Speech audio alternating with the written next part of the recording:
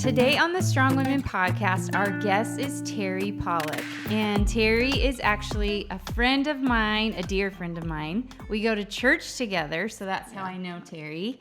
But she's also a mentor to me. And on top of that, as if that's not enough, she's a marriage and family counselor, a licensed marriage and family therapist. So we have a lot to talk to Terri about today. But before we start talking to her, I'll just tell you a little bit more about her besides that she's my friend.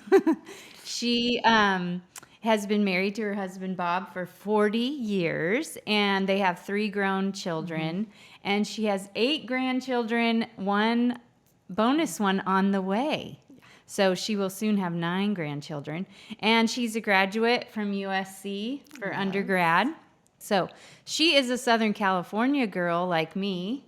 And anyways, Terri, welcome to the podcast. Thanks for being with us today. Thanks, Erin. Glad to be here. Yeah. So what I'm super jealous about is that you guys are sitting together, and I wish I was with you, but they're both in sunny California. But that's okay. I'll just enjoy being part of this Zoom call. Yes. But okay, Terri, we want to start where you started. Tell us about your growing up years. What kind of family did you have? Was it a Christian home? Okay, so growing up, I was raised as an only child. My parents married late. My mom was 43 when I was born. So I want to give a shout out to any of those moms who are raising their kids in their older years. It's a good thing. My parents brought a lot of pain with them to the marriage, and they sort of had this rule that it was over. All the pain was behind them, and they started basically a new life. So my sister was born when my mom was 41, and the doctor said, don't have any more children. You can't have a normal child. And then I was born 2 years later, normal. And my sister died when I was 4, or when she was 4 and I was 2. And basically, she hadn't had a normal system in her body. She had had a lot of surgeries. And they think my mom had German measles when she was pregnant. So probably the combo caused a lot of the problems. My mom and dad were really good people, really good parents, and they brought with them the wisdom of being older parents. They were good Protestants. They both professed Christianity. And we went to church occasionally. And my mom's mom, my Baba, Mady Mackey, was really the Christian influence in my home life. She lived with us on and off over the years when I was young, and she would attend what became Mariners Church. We started out, I could walk to Mariners Elementary School, where the church was starting. And when I was in 2nd grade, I had been invited home to receive Jesus, or to a Good News Club where I did receive Jesus. And that was just the beginning of being a Christian. And so my Baba really encouraged me in that. My mom and dad were fine with it. And they would show up at the Presbyterian church on the big holidays occasionally. But they had a lot of things they were working out. They never talked about any of that. It's only 30, 40 years later that I figured a lot of it out. They had both been in the war. My mom was an amazing woman. She had been divorced, and when you grow up in the church as she did and you're divorced, oh my gosh, in the 40s, you don't go to church anymore. And that was her belief, unfortunately. So as someone who served as a woman's pastor at my church, that broke my heart when I realized, a lot has changed since the 40s, the 50s, and the 60s. Women who are divorced can easily be at a church and feel part of the church family and church culture. And I don't think, for the most part, the church reinforces the guilt or the shame that my mom carried. So, there were a lot of things to unpack there. Also, I think it was hard. My parents serving in the World War II, and my mom in a MASH unit as a nurse anesthetist. So when we watched the TV show MASH, it had some emotion for my mom. usually she'd go get a cigarette and go outside, but she always wanted to watch it. So she had a lot of things she was dealing with. Was she a strong woman? Yes, amazing. So when she found out my sister was born so ill, and the doctor said, do not take this child home from the hospital, put her in an institution. And my mom said with salty language, no way. And she's coming home with me. And they said, well, she won't last a day, a week. Well, she lasted 4 years. And every day my mom effleurage fed her with a medicine dropper. So my mom was strong, Yeah. stubborn, tenacious, skilled as a nurse. And my dad was right there with her on all that. So. I really love the way that you were talking about your mom. And it's funny, don't you think it's kind of interesting as we grow up, as we grow into being women? I don't know if you guys have felt this, but it's like all of a sudden it dawns on you like, oh, my mom was a person struggling too, you know? And just the way that you look back at how she wrestled through things. There's a lot of grace that I'm sensing that you're seeing there. Yeah. I think the grace came not so much when I was a young child or a teenager. Yeah. It came after I had my own children. I had twins. My mom had been a twin. And so there was a connection there. She had some good ideas of what to do and what not to do. And I took as much of her advice as I could remember. So it must have been a lot. No, not a lot. Just give them their own identities and don't dress them alike, things like that. Crazy twin stories in our family. My mom and her twin actually had a falling out in their 20s, and there was this big family reunion coming, and my mom bought her dress in San Francisco, and she knew for sure it was completely different. The hat was completely different than what her twin sister would buy. Twin sister bought her whole outfit in Los Angeles. They showed up, and it was exact same hat, exact same dress, exact same color. And they were furious. They were so mad. Yeah, I bet. Isn't that funny? But that's That a is little bit of how their relationship was. So my mom said, don't dress your twins alike. Yeah, she's like, even when they're old. Yeah, so that's so interesting that your mom had that perspective as a twin to then tell you, don't do this to your twins. That's just so funny. She's a little scarred by all that. I know. Here's what my parents did that scarred me. Okay, so back to your story a little bit. So you became a Christian. How old were you at this time? It was the end of second grade, and one of the girls in my grade invited me home for Good News Club, and her mom was leading it. And I became a Christian on her green shag carpeting. It was the 60s, okay? And it was very real. And so this church was starting. It was a new church, and it was just down the street. So I could walk to church by myself every Sunday morning, except when my grandma was in town. She would come with me. And yeah, I loved memorizing scripture. They would give me the Sunday school lesson for the semester. I'd go home and finish it like in a week, maybe two. Oh my gosh. And it was just so important to me to memorize the scripture, to do the lessons. And, I look back and I know God was working in me back then, but to me it was fun. I loved it. And So your grandma was a real mentor to you. she was quiet, and the way she did it is I would go to lunch at her house when eventually she had her own place, and she would turn on J. Vernon McGee, and we would sit down and have lunch with his Bible teaching. And that was a 5-year Bible bus tour, and she always wanted me to be there and Okay, listen to I it. don't know who that is, but Okay, J. Vernon McGee's a pastor who still has a radio ministry on. You can hear it. no way. Okay. So you would do these teachings with her. So yeah, so grandma played a big role. She didn't talk a lot. She just turned the radio on and made the grilled cheese sandwich. And made the grilled cheese. That's such a sweet memory. And like just to never underestimate those small things, those small little decisions that we, your grandma probably didn't think, well, this is going to change her life, She probably No, just was like, well, she can join in on what I'm doing. Yeah. yeah.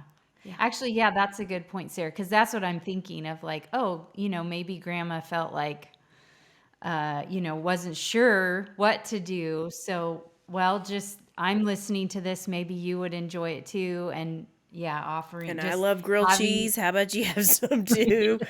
exactly. I think it was the way she communicated her faith to me. She would go to church with me, and she would listen to the Bible verses I was, trying to memorize. She would help me with that. She gave me Luke 2, handwritten out when I think I was 5 or 6, and she said, you need to memorize this for Christmas. But she didn't, give me the gospel, right? But this is how she did it. So, with all the grandchildren I have now, I'm so grateful for a godly example, but also one who was really understated, I guess you would say, in her Christian witness in terms of words. Yeah. Yeah. Okay, so you get through junior high school, and then what led you to college and all, like now you're making decisions about your future. How did you decide? And what was your undergraduate in at USC? Okay, the undergraduate degree is in speech communications, and I had I made up a minor called business management. Because I liked some books I was reading at the time. And I had at one time thought I'd want to go into psychology, and you had to do a lot of math. Oh. And math is not my strength. I didn't want anything to do with statistics or anything like that. And so when I went back to grad school, I had to take statistics, and it was actually not that bad. But, but I had been afraid of it when I was in college. But I think I was mostly pre-law. My dad had gone to law school late in life, and I thought I was going to be a lawyer. And really what I wanted to be was Perry Mason. I just wanted to do all those cases and be in the courtroom. I didn't have any idea how much reading I was going to have to do or how much, how often you're in a law library. Back in the day, it wasn't online. And I would have been really bored. And probably would have been horrible at it, but I thought that's what I was going to do. So that was important to me, to get sort of a wide education. Yeah, I'm curious, like, okay, so law and counseling seem like different things, but there's actually a lot of connection. Wouldn't you say? I mean, there's kind of like a root thing you're trying to get to, like the justice and healing and setting things right. Do you think that's like a gifting that you had that was just you weren't sure what to do with? Great question. I'm not really sure. I just know whenever I took those career tests, it always was really strong on lawyer, counselor, and teacher, and almost equal. And I was always like, well, sure, I'm not going to. Maybe I'll be a lawyer. Maybe I'll be a counselor. Maybe I'll be a teacher. So the joke behind all this is my dad said I had to go to a University of California school. And I didn't want to go to any of those. He said, I've paid taxes into that all my life, and you will go where a tax-funded school. Can you imagine saying it now? And so I picked the one that had the best beach at the time. I had no idea what the majors were, and the oil spills were bad at Santa Barbara, so I picked UC San Diego, and that's where I started. And it was as You said the boring as best it could have been. beach? Is that what you said? The best Yeah, beach? I did. I know. And so there's nothing about my college career and education that was well thought through. It was, I spent a year in Colorado at UC at Boulder, and because it was near the ski slopes, and I really wanted to go skiing a lot at that stage in my life. And where else did I go? So it was all about location.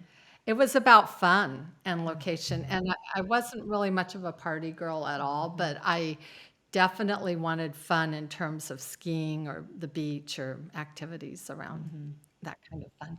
But so USC, I only picked that because while I was at Boulder, there were these two authors, and I was reading all their textbooks in a communications class. And they were at USC. And so I told my father I was coming home, I was going to USC, and he was not pleased.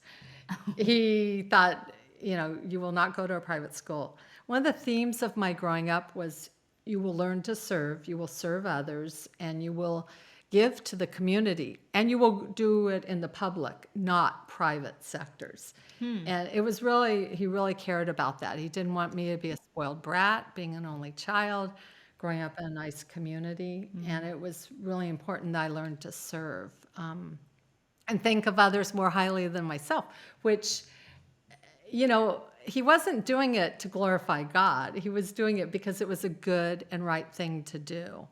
And maybe part of the culture more so at that time. Yeah. Yeah. So how did you just break him down? Like, how did you end up at USC, which is, like this elite private school? I know. So school had come easy and I had good grades. I figured out how to get academic scholarship.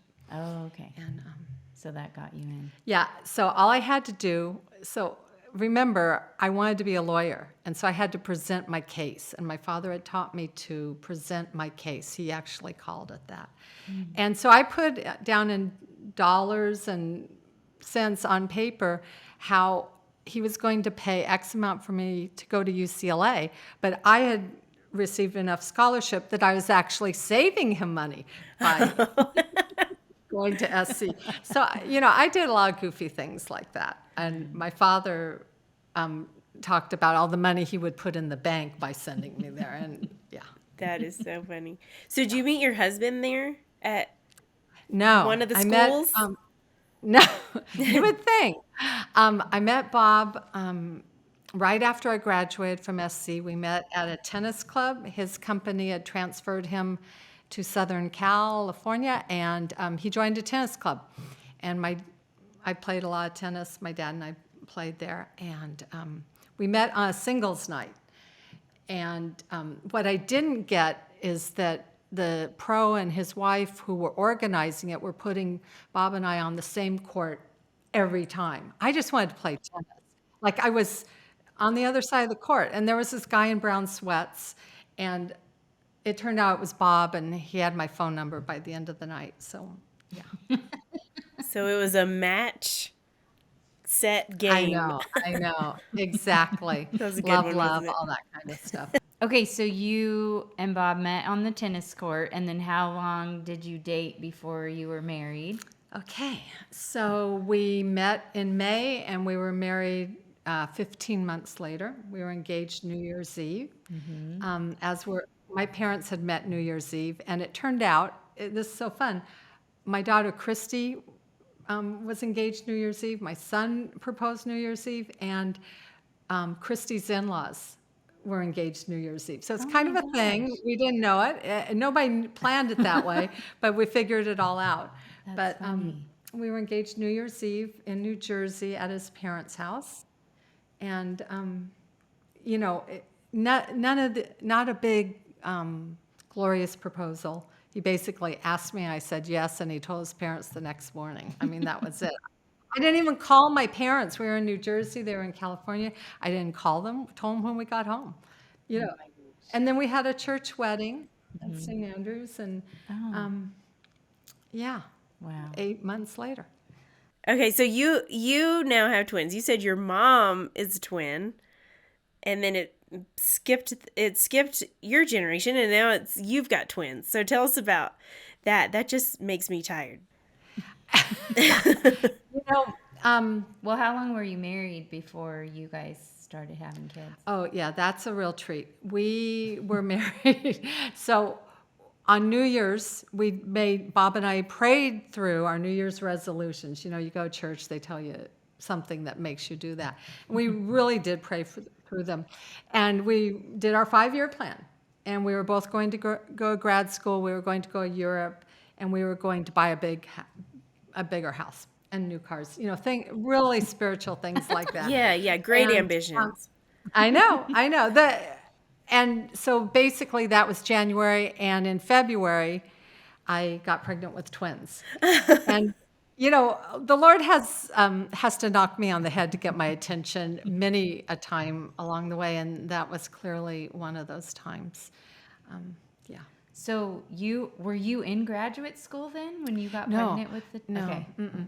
So I was selling computers, terminals, and peripherals for a big company, and I thought I was in sales and going to go to grad school or get my MBA, probably, or law school at the time. And Bob was like, "Are we really going to?" He didn't really want to go to grad school, and then I got pregnant, and so I didn't even go back to grad school until my youngest was in first grade. And the idea was Bob would watch the kids while I went to night school, and then I could study and then have a counseling practice during the day. So you decided to stay home with the kids and put career a little bit on hold, or at least school a little bit on hold during that time? Or how did you guys navigate? Yeah, this surprise, okay, now you're a mom, and now actually with twins, to work and do twins would seem to be hard. Well, to work and She laughs. Yeah. any amount of kids is hard. So you got to remember the time, and the Okay. culture was saying you can have it all. You can work, and you can have your career, Okay. and you can have a family, a very happy family. Well, that's what I'm wondering about, because what is the culture at this time telling women? Yeah, so that was definitely an idea I had, was that I could have it all. I could have a sales career.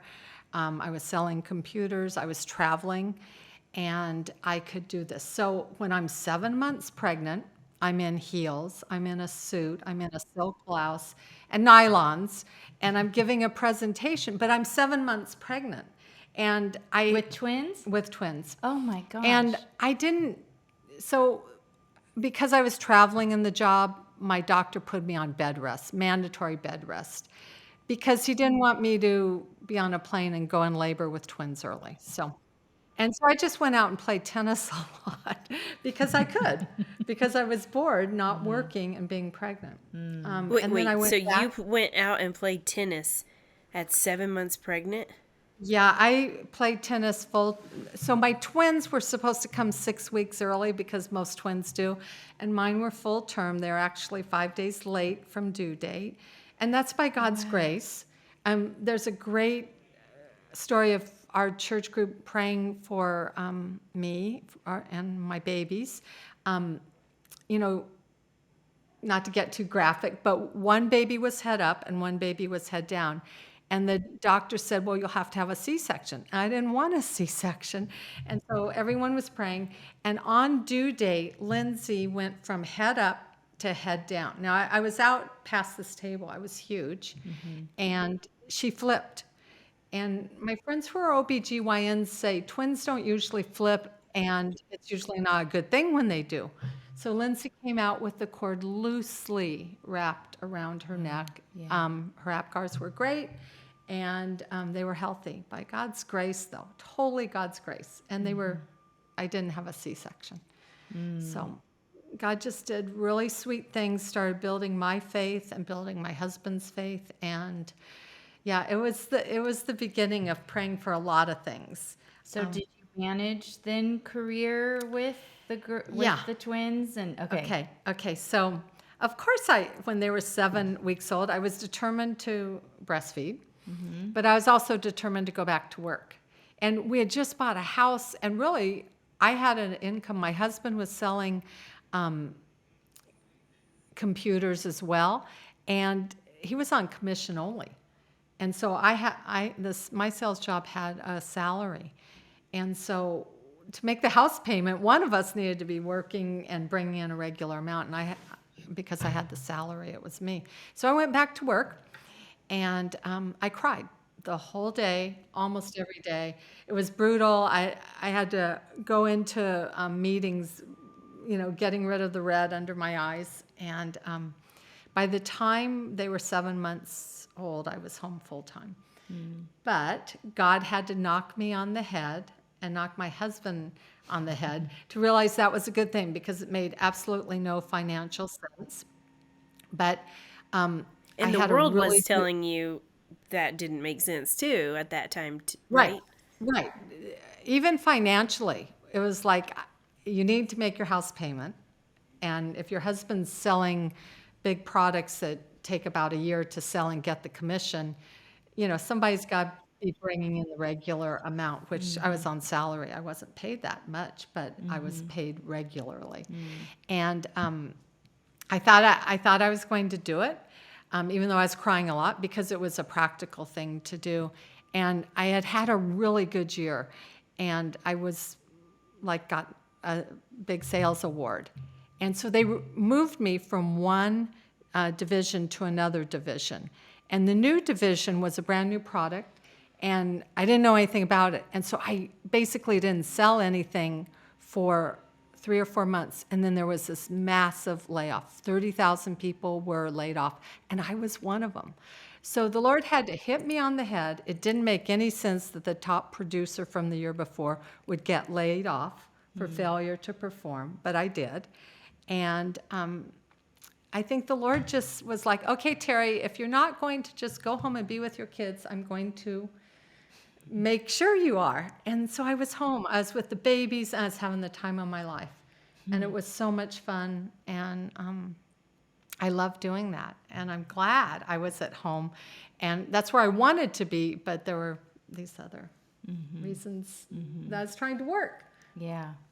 Yeah. Okay, so talk to us about how you decide, because you had wanted to be a lawyer. Now you've had kids. You're broadening the things you want to do. So, take us into that. Like, how did you decide to go into counseling?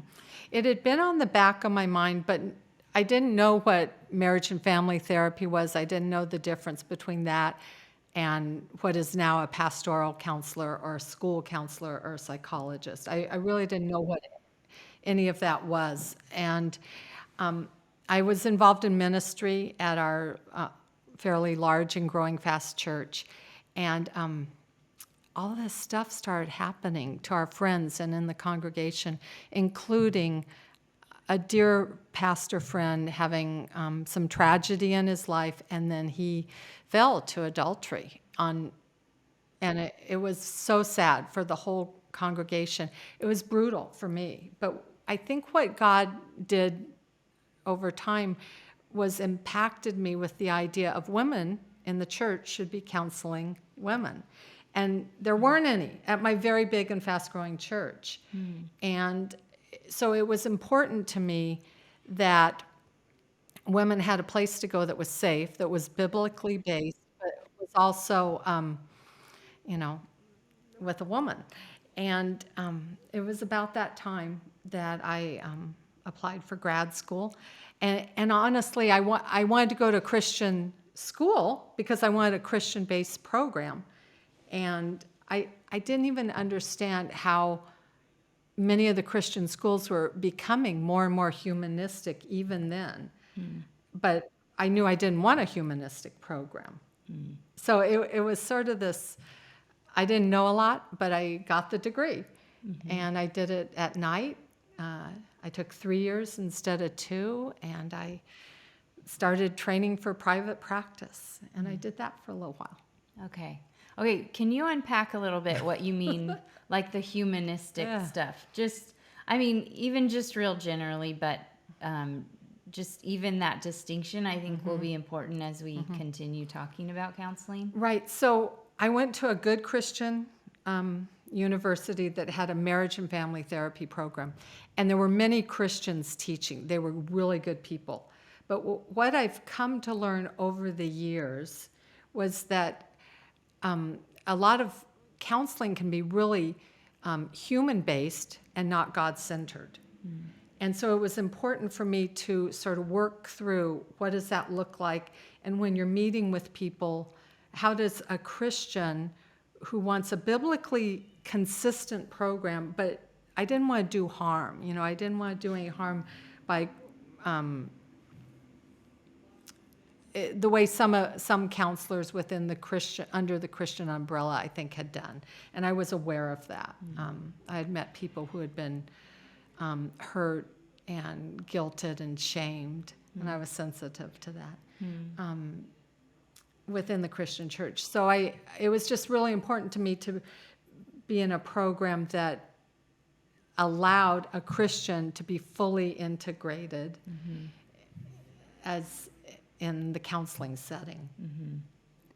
Yeah, because that I mean, I think what you're saying is it really is like they keep God out of it, kind of, right? So it's just very self-focused. So it's self-focused, and that would be the humanistic part. Yeah. And by definition, you can't be God-centered or God-focused if you're self-focused or self-centered, right? And humanism and a lot of the traditions in psychology can be helpful as long as there's an awareness of the consistency with the Bible or the inconsistency. And so it's just really important that a Christian therapist or a Christian who is also a therapist is really well integrated, at least from my point of view. Yeah. Okay, one question I have, I mean, there's just so many different opinions about counseling. Like, I was talking to a really good friend, an older man, and who was struggling with depression, and I said, have you thought about going to counseling? And he said, well, what are they going to tell me? Like, stop? I'm like, well, I think they have a few more tools than that, but there's kind of like, there's so many different thoughts about counseling. And so I guess my question is, what is a good view, and how should Christians view counseling? Like, it's a good thing, right? I mean, you would say it's a good thing because you're a counselor, but how should we approach it? How should we view it? Really big question, tough to answer. And I think my bottom line on it is it depends. It depends who you are as a Christian. I think it depends what your foundation is. I think there are many good counselors out there, and I know of some here in Southern California who are just amazing. And I think there's a lot of counselors who can influence people and walk you down a path that it isn't helpful. So there's both. Sometimes a counselor who's not a Christian might encourage you to search out a faith that isn't your own, and you get when you're vulnerable, you might sway, and I don't think that builds your faith. And I think better counseling builds your faith and is honest and is consistent with the Bible. So I think your friend just needs to find a really good Christian counselor, and needs to trust that person, that person will be consistent with his Christian faith. And that being said, there are times when, if there is not a Christian counselor in your community, there are times where a counselor can be helpful. When there's trauma, when there's horrible abuse, a counselor can be helpful, but I wouldn't want to leave it at that. So a person who's not a Christian can help with trauma and abuse, anxiety, depression, grief. These are issues that folks who are well-trained can be helpful with. But I think for a Christian, you need to not stay with that. You need to get to a counselor who's fully integrated in Christian faith and good sound counseling practices. Is that what you were asking? Yeah, and I think to go off that question, because I like that circumstance that Sarah's bringing up, because it kind of brings up a lot of things. But I think one thing is just sometimes there's a questioning of what good does it do to go and talk about a circumstance or stuff that's going on in your life. Like, what good does that bring? So I think, like, I'd love to hear your thoughts on, like, because I think this actually leads to another question, which is like, what does a good counselor do? Wow. So like the what is the good of counseling maybe is the question you could answer first, but like, what is kind of the point of counseling? Like, you go to counseling because what does counseling help you to do? Yeah, I think it, again, depends Yes. on what you need and why you're going to counseling. And a lot of times, if you just begin to tell your story, you learn things that you've never even put together before. When I was in grad school, they made us make a big graph of our family history. And I never realized that how old my grandma was when my mom was born. I never realized how old my mom was when she was in World War II. And just getting perspective on things like that. I never realized that my grandma dropped out of college, got married, and then had her twins. And she had been going to college. She was 20 when she had twins. That would be a handful. But I think the idea is when you go into counseling, a counselor might just ask you a question that you've never thought of, and it opens up so many things. And it's just sometimes important to understand who you are, why you think and feel the way you do, and to have some perspective on it. So at base, a counselor can help with those things. When you have some psychological disorders and things, it gets more complicated. Yeah.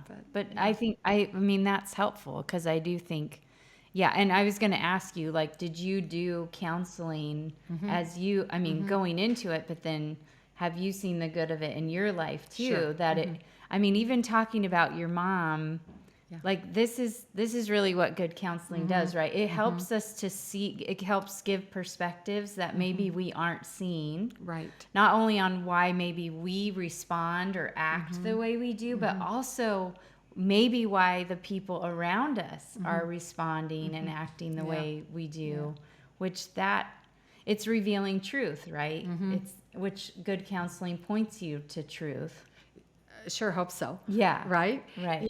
You know, and I think good counseling would help you reconcile feelings of anger and hate, which in many ways might help with anxiety and depression. Good counseling would walk you through that. Good counseling helps with a relationship, developing a trusting relationship. Sometimes counselors meet people in the counseling room, and that person who comes in, a client, has never had a trusting relationship.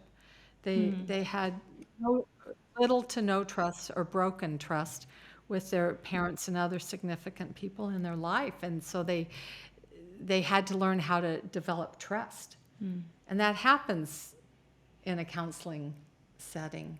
Yeah. Yeah, I didn't even think about that relationship with the counselor can be maybe the only relationship someone could have that's really confident and trusted. Right. The confidence that's held. And most counselors would say they're not there to be judgmental. They're there to be welcoming, warm, accepting, very Rogerian, if you will.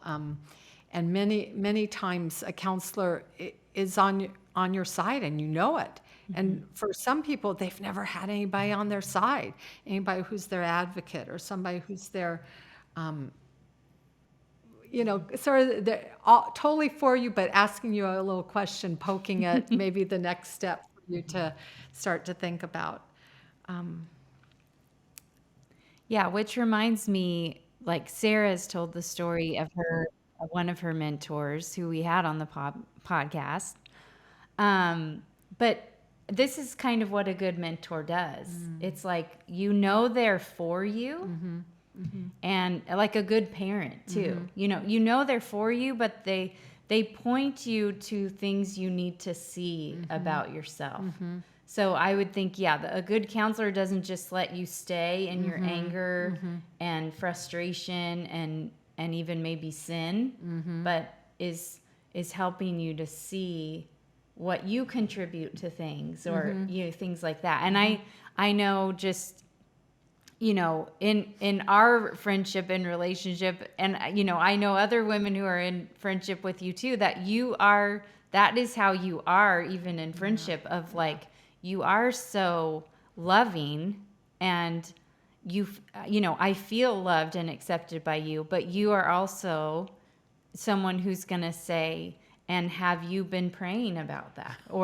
And have you been studying, have you been in the Word, and really letting the Holy Spirit speak to you on that? It's that sort of thing that, a good counselor, but really just even a good mentor, right? Like, at base, that's what you want to be to other.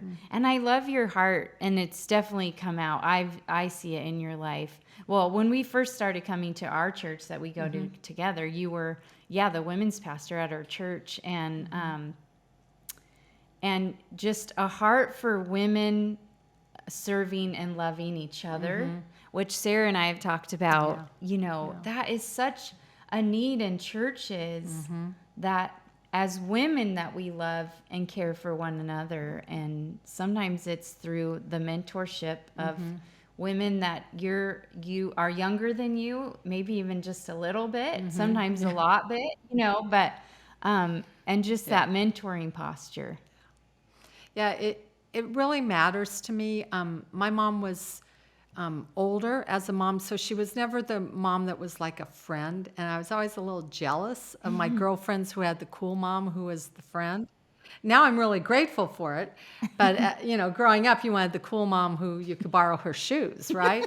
Didn't have it, and that was okay. But I think because of that, I always needed mentoring, and I needed wise women in my life, Christian wise women in my life, and it was hard to find, and it was hard for me to find in the church. And I wasn't, the shyest person sitting around waiting. I was looking for it. And so I did a lot of observing and a lot of just talking with people and gleaning from them the ways they ran their lives, and the way God worked in their life, and what God was telling them, and just the way they parented or loved their husbands. And it was just really important to me. And so as I got a little older, it was important for me to give back and, be a part of that. Yeah, I think it's so important. I love how you're talking about this. And I think we're hesitant in the church, or at least it seems hard to find women who will speak into your life, or who are willing to hear you speak into their life, right? And I can sense it right away. And I was just talking about this one gal who I want to develop a friendship with. I won't name her name in case she says no, but I was telling Erin, I was like, I recognize in her right away that she's not afraid to just speak truth. I mean, we sat down to dinner one time, and she just asked me about my kids, and I started talking about it, and she just starts giving it like wisdom to me. It wasn't necessarily advice. It was just like, hey, you need to read Proverbs every day. Like, you'll be amazed at the wisdom that comes out, because I was dealing with something in particular with one of my daughters, and she said, just read Proverbs every day. And I was like, you are the kind of woman I want to get to know, because that you can tell that there's a posture of being willing to speak into someone's life, and then also being willing to be humble enough to hear. And I think here's one of my guesses why this doesn't happen. I think a lot of women think, well, I'm not old enough, or I'm not wise enough, or I'm not whatever. Like one of my mentors, that actually, she was my first mentor. I didn't even know what the word meant, but her name is Suzanne. And she was a senior in high school, and I was in 6th grade. And I just moved from Pennsylvania to Mississippi, so I was weird. Nobody liked me because I talked like a Yankee, and I was in a southern town. And I still had like 80s poof bangs, And Suzanne said, hey, do you want to, after Vacation Bible School, do you want to come home for lunch with me? And I'm like, yes. She's a senior, and she's adorable, And she could put her lipstick on without looking while she was driving, and I was that's like, big. that's goals right there. I can do that now, but so I'm really mature. Not to brag. Yeah. No brag, just fact. But okay, I'm making this too long of a story, but one time we were talking about mentoring. This was after, I was a little bit older, and she said her husband was a youth pastor, and she was watching all these girls come into youth group, and she had this adorable Southern accent, and she's like, I was like, honey, where are the older women saying, stop wearing those clothes, like put some more clothes on? And he goes, you are an older woman. And she was like, what? I mean, she was like 21, But I think that's maybe a challenge to us and a challenge to our listeners. Like, listen to God's urging, If there's a younger woman, or just a woman that's on a different part of her journey than you, and you feel God has given you a lesson and wisdom, like, don't be afraid in charity to speak it to her. And I think for the older women, I would say 90% of us younger women, I'm calling myself a younger woman. I am an older woman too, though. But we want that wisdom, And so don't be shy. And then also look for opportunities to speak into those younger women.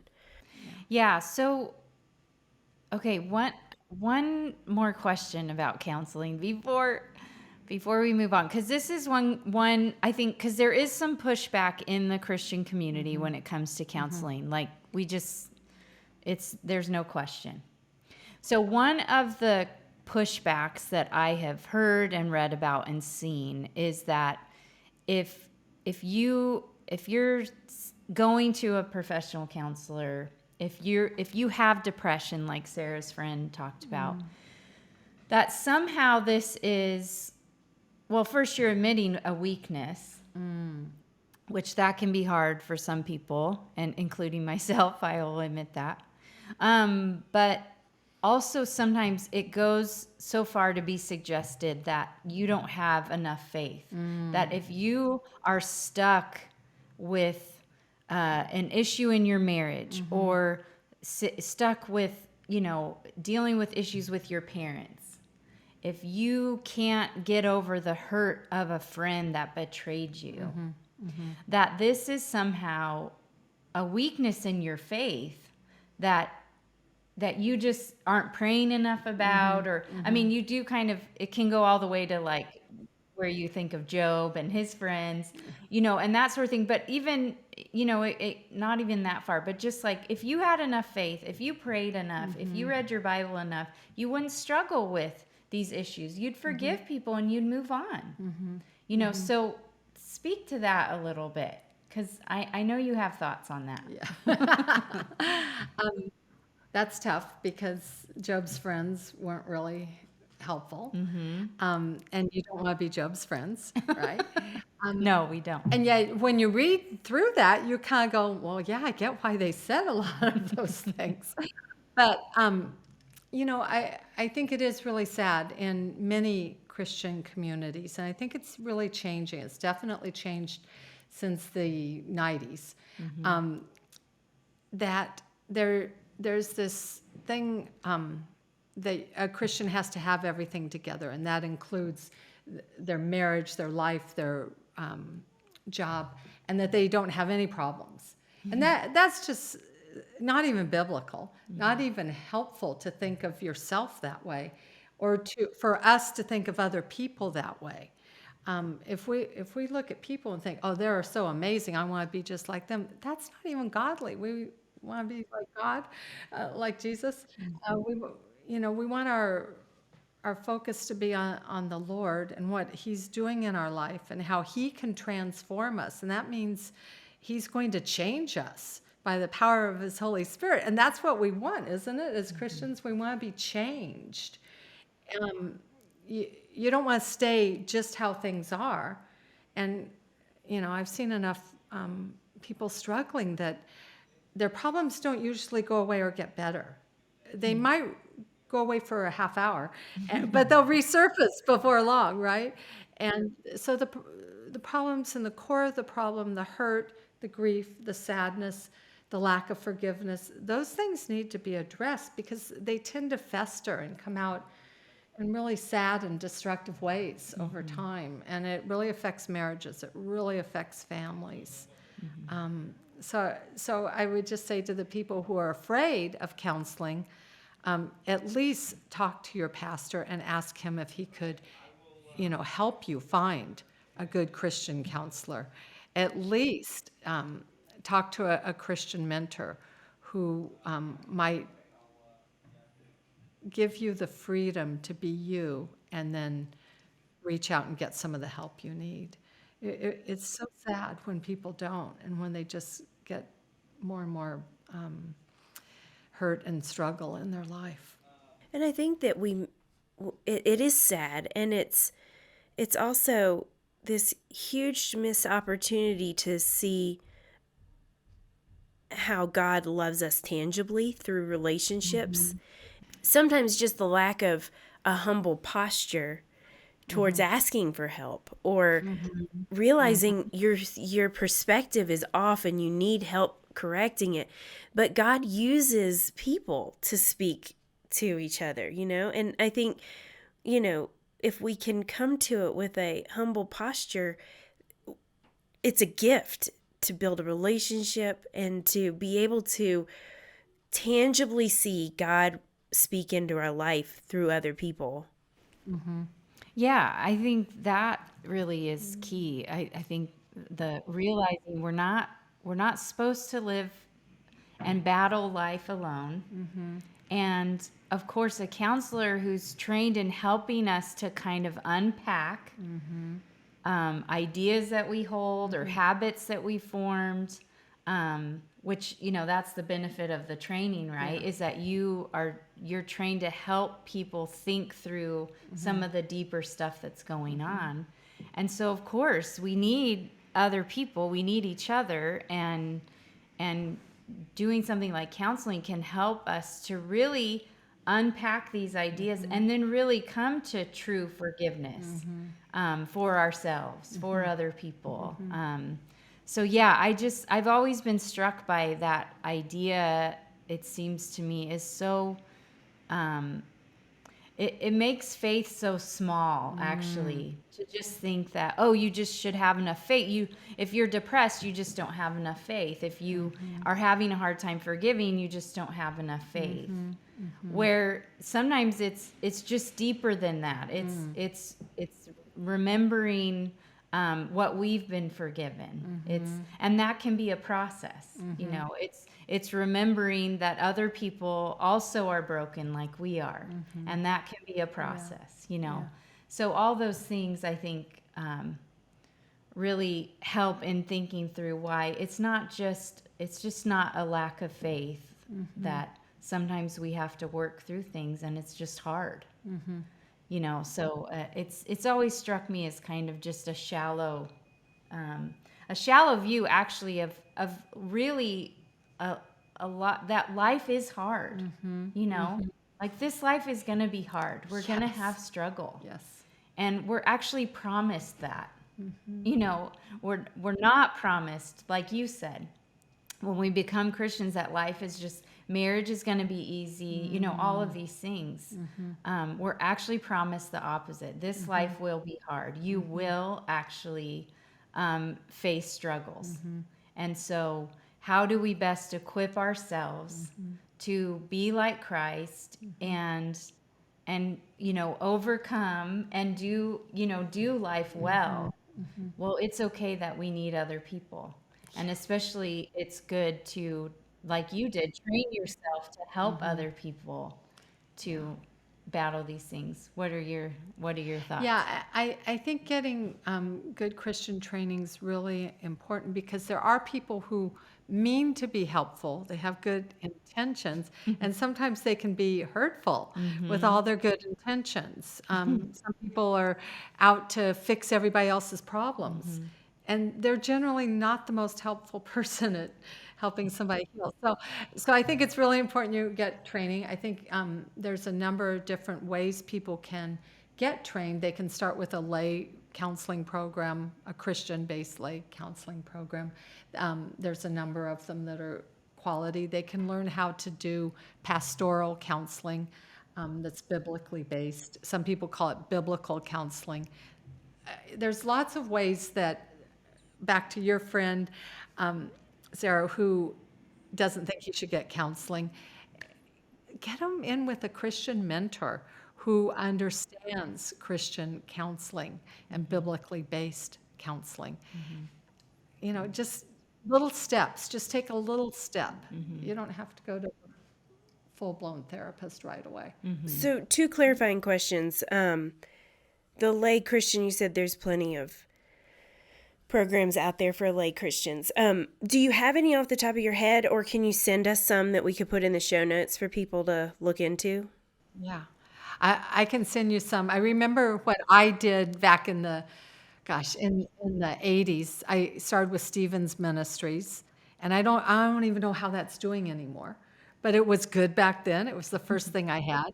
And there was some other, I'll have to think about it because it's been a while since I've thought about the good. Biblical counseling is a whole program and a degree, and we have a guy at our church who's doing that now.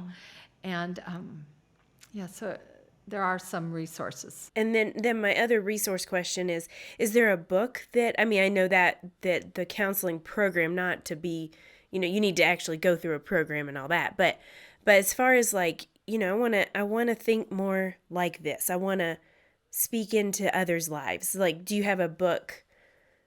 I want to be a good listener and a good friend. Yeah, that's really tough because I think what I would do for most people out there is if they're struggling with something, for example, a lady I know is struggling with alcoholism in her family. Her husband and her son are struggling with alcoholism. Well, it wouldn't help her right now to get a book on dealing with the passive-aggressive man, which perhaps that would be helpful someday, but it would be helpful for her to get support and help maybe from Al-Anon, maybe from one of the other programs that will really help her with what's going on in her family right now. And that might be a beginning step. So there's a number of resources and tools out there for that particular problem. I know a number of women were really blessed by the old school book, Codependent No More. Do you remember? Have you ever heard of it? I have heard of it. Back in the day, right? And I haven't read that book in years, and I don't even know if I would like it anymore. But the idea is you find out what's out there. I know Cloud and Townsend have a ton of books. Some people love them, some people don't. But it's sometimes a beginning. I think what's really important, I was involved with this counseling center here in Southern California who do a really good job at developing relationships. So that there's 50 counselors, but they developed relationships with many, many churches over many times, teaching the pastors and giving the pastors the resources they needed to make appropriate referrals, know when to make the referral to a counselor, or to just give them, 3 or 4 suggestions for who the pastor might give the referral to the person. So I think it's important. In Southern California, we have those resources, and I love them. And I really can't speak to across country, but I know most of the major cities have Christian counseling centers that could be supportive to the pastors and their staff. A lot of times pastors and their staff need help to go on as in their ministries. Yeah. I love that too, because to me, that's just the church being the church. We're a body. And so as a church, so as a pastor, you have, you're shepherding this congregation. Of course, there are going to be issues that come up that you just don't have expertise in or any training whatsoever, Right. And so to have other Christians, brothers and sisters in Christ who have the training and then are a resource to the church that way, I love that. And that should be in so many areas. If you see like a healthy church functioning, that is where it's like, oh, we're a body, and so we'll have different giftings and passions, and so how, like, to function well as a body, we allow the body to work together. I love that. And yeah, that is a benefit we have in Southern California, and I'm sure it's lots of places, because I know this is just the heart of so many Christians to help come alongside people. Okay, so Terri, we always like to ask our guests for advice for young women who are growing up in this culture right now. So none of your grandkids are old enough yet, like junior high, high school, but you know my daughters, and Sarah has daughters, and so we always like to just keep them in mind and say, okay, what if you're talking to a junior high, high school girl, either as just Terri, who's a mom and a wife and a grandmother and a Christian sister, what would you say to them? Or maybe you want to come at it as a counselor. What advice would you give to young women today? I know it's a big question. There's so many ways to go with that, Erin. I remember when I was teaching parenting classes to high school girls who were new to this country, and most of them were not yet bilingual. They were struggling to learn English, and they were high school age, and they were really struggling to make ends meet and learn how to do basic parenting, because they were basically minors themselves. They were children. And here they have a baby to care for. I remember one time, the long conversation, I said, well, you have a right to say no. And I thought that was like, well, yes, of course, duh. You have a right to say no. And they started crying. Like 3 of them were crying, and 2 of them were like, I've never heard that before. And it was the strangest thing to me to realize that in their culture, but I think also in our culture easily, women and perhaps men in some ways have a right to say no. They don't have to let people hurt them. They don't have to go with groups of people who do that. They don't have to become someone other than who they are. They have a right to say no to these trends. I was asking my son once, before I was talking to a bunch of high schoolers, and he was out of high school, and I said, what would you say, Mark? And he said something roughly around the idea that things change really fast in high school, and what's really in now will not be in by the end of the year. And if you do something really lame or dangerous or illegal now, you will be paying for it at the end of the year, because everything will have changed and you won't be cool anymore, for sure. And it was sort of I thought that made a lot more sense than anything I had to say. But back to your original question, I think it's important that older women are asking questions more than they're giving advice. And I think in asking the questions, you're asking things like, well, how does that work for you? How is that consistent with who you want to be? I would tend to ask questions and let them figure it out themselves. Yeah. I mean, not fully let them figure it out themselves, but kind of lead them. Yeah, and that's good wisdom, Terri, because of course when you ask people questions, their defenses are down, as opposed to wagging the finger and saying, let me teach you all that I wish I would have known in high school or college or whatever. But asking questions is such a good way to help keep their defenses down, but also to get to know their perspective first. Of course, anytime you're talking to someone younger, their experience is probably different than yours when you were their age or whatever. But there's some things that stay the same. And I think women, probably men, but women want to be loved and accepted. We have a need to to have friends, sometimes good friends, and that's hard to find in junior high and high school, right? And yet you still have this need. And plenty of the young women come from homes where they're yearning for a relationship with their father. and they don't have that. Or maybe they're yearning for a relationship with their mother, and they don't have that. And so they come to junior high and high school and college with all this need, all these needs, and it's just so sad. And I think the one thing to help them see is that some of the things that the culture tells you will satisfy these needs are not going to work. In fact, it's going to make your need worse. It's going to give you another problem. And so whatever the specifics are, I think I would work with something like that. Okay, next question is we love to ask our guest what they're reading right now. Yeah, the worst question for me. Terry told me ahead of time. My choices are boring. I said, no, they're not. Just slow. So my grandchildren are around, so I read a lot of Berenstain Bears. Yes. Those are great classics. Yeah. There's a lot of others, a lot of children's books. But I think one of the books I read recently was about the 23rd Psalm written from a shepherd's point of view. I think it's Philip Keller. And it was written in 1970. And he actually was a shepherd, like in Australia and other parts of the world. And he broke down the 23rd Psalm in ways I had never understood it. Yeah.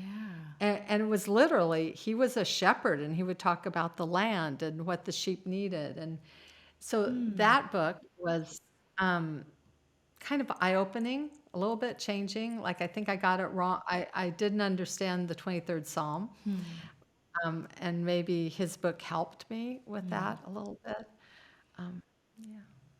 That's a good one. Okay, Terry, last question that we like to ask.